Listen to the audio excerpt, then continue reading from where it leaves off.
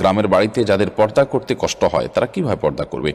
দেখুন, পর্দা করার জন্য মানুষের সদিচ্ছাটা সবচেয়ে বেশি প্রয়োজন।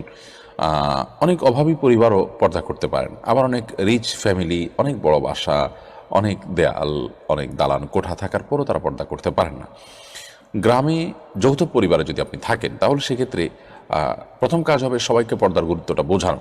যদি সবাইকে পর্দার গুরুত্ব বোঝাতে পারেন তাহলে আমরা ছেলেবেলায় যেমন দেখেছি যে বাহির থেকে কেউ আসার সময় কাশি দিয়ে আওয়াজ দিয়ে আসতেন, তাতে মেয়েরা সেফ সাইডে চলে যেতেন। আবার বের হওয়ার সময় কক্ষ থেকে তারাও একইভাবে আওয়াজ দিয়ে আসতেন। আর মেয়েরা যখন বাইরে যেতেন যথাসম্ভব ঘুমটা টেনে এমনভাবে বের হতেন যে তাদেরকে দেখা না যায়।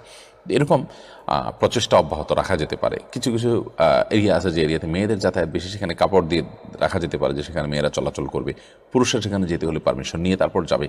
এরকম পরিবেশ তৈরি করলে পর্দার উপরে চলা সহজ, কিন্তু এটার জন্য আশপাশের সবার সহযোগিতাটা খুব বেশি